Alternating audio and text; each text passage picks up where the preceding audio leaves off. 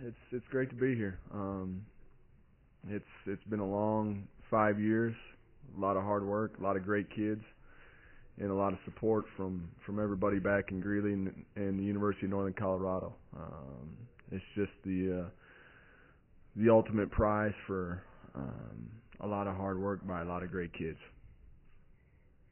Okay, we'll go ahead and open it for questions. Right down here in the front.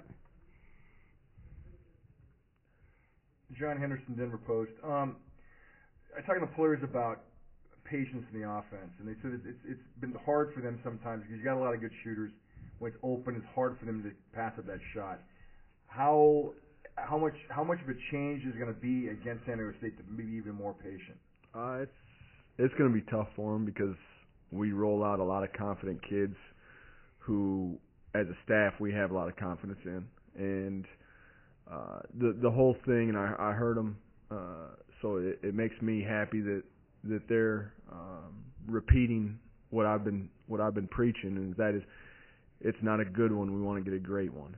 And it makes me feel good that they understand that and are acknowledging that, because there's a lot of difference in that in the game of basketball.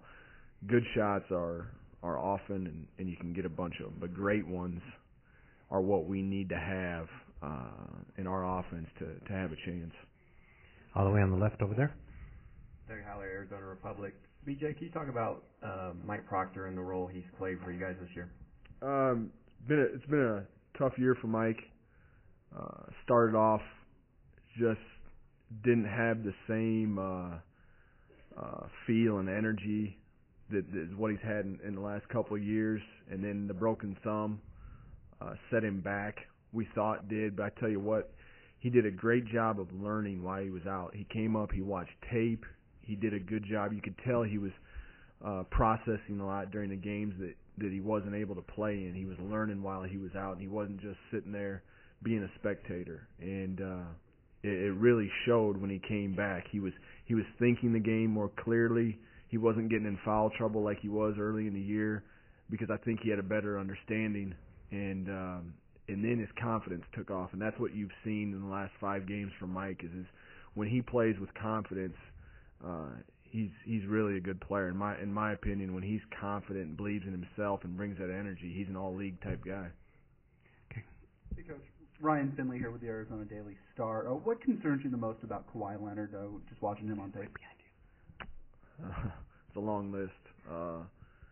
But no, he's a deadly combination of size, athleticism, and motor.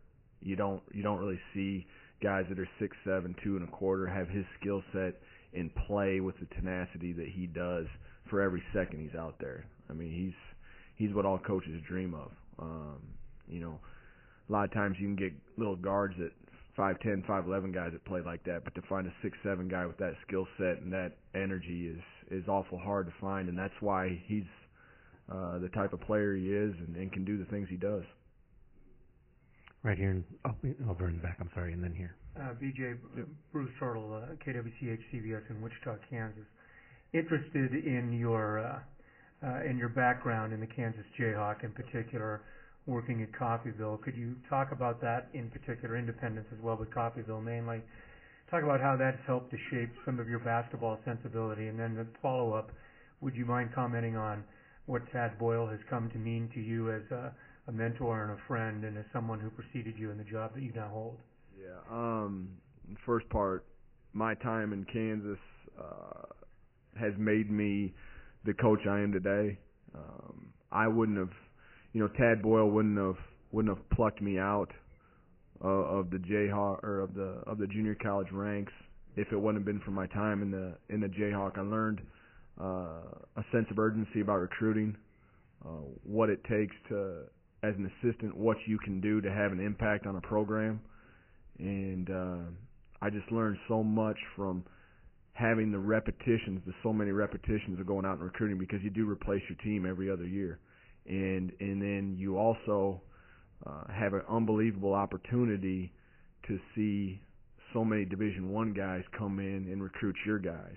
And if you're willing and you're open, you can soak up a lot of good information. And I tried to learn from the best. I remember in a 2-day time picking up Coach Williams, Coach Self, Coach Alford, and Coach Pete Gillen to come, at the huge Coffeyville airport to come in and see one of our guys, and just to be able to have those type of experiences and remember how they did their visits and what they were like and what the kids liked, what the kids didn't like. I tried to soak up as much as I could. It wasn't the most social scene in the world, but I couldn't replace the experiences I got when I was in Coffeyville and Independence and Ottumwa, Iowa. All those places meant a ton for my growth as a coach. In terms of Tad, without him, I wouldn't be where I'm at today. And I heard it so many times when I was a junior college assistant. Hey, if I ever get a job, I'd love to hire you. And to the point where you just quit paying attention to it. And he got the opportunity. He fouled up and brought me out. And so when you get that opportunity, you just try to do the best job you can. When it's your ultimate goal, you just try to bust your butt as much as you can to help somebody who did you a huge favor. I can't thank him enough. Obviously, the guy behind us, Jay Hendricks, has a lot to do with that too. But without Tad, I wouldn't be in this chair. Right here in the front. You mentioned that one of the things you guys have to do is get back in transition. Who were the real transition teams you played this year, and how did you do against them going back on transition? Northern Arizona is really good in transition. I thought we did a pretty good job with that. I thought we did a better job in transition than what we did in the half court against Northern Arizona. Portland State's a very good transition team in our league. And Idaho State has a point guard that is, a one-man transition all in himself. And then obviously the high major squads that we've played in Arizona and Illinois both have really good players that bring it at a rate that we're not used to in the Big Sky. So, this year overall, I've been pleased with our transition defense. It's one of the stats I look at halftime is points in transition. I think we've done a good job of taking away easy baskets, and I think that's the first step in any good defense. And, you look at our defensive statistics this year, and I think we led the Big Sky in defensive field goal percentage, and that was our goal. Right here on our left. Mark Stick with Sandy Union Tribune. Talk about the recruitment of Devin and what you saw in him that obviously nobody else saw, and what was your hope for him? Did you ever expect him to be sort of the player that he is? Devin's recruitment I didn't have a whole lot to do with.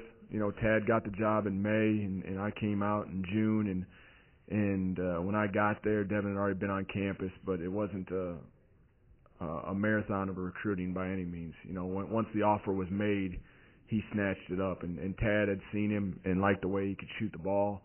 I think maybe the part that if anything I had to do with it was just trying to instill confidence in him when he wavered his redshirt year and wasn't sure if he was good enough.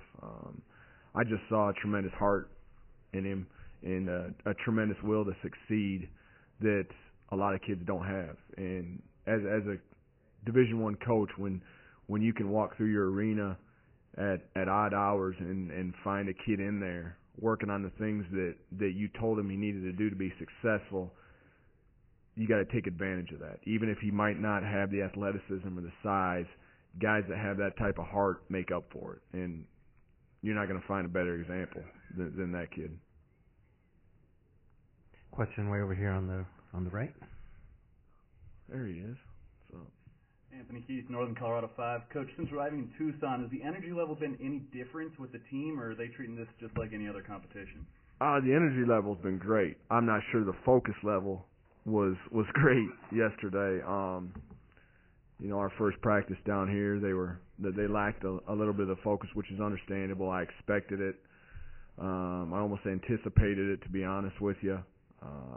But once we brought him back after about 15 minutes into practice, I thought we got a lot out of it, and then it became the Northern Colorado that practices back in Butler Hancock every day, which is to be expected. We're traveling with people we've never traveled with before. Obviously, there's so much that's involved with the NCAA tournament. These guys have never had to deal with before. So I just thought it was my job to refocus them, and they have been. And I tell you what, by listening to their answers up here to you guys, I can tell they're exactly where they need to be mentally.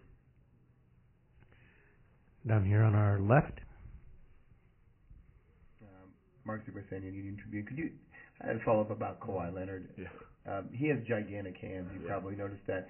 What can you tell in the video from his hands? I mean, what kind of advantage does that give him as a basketball player?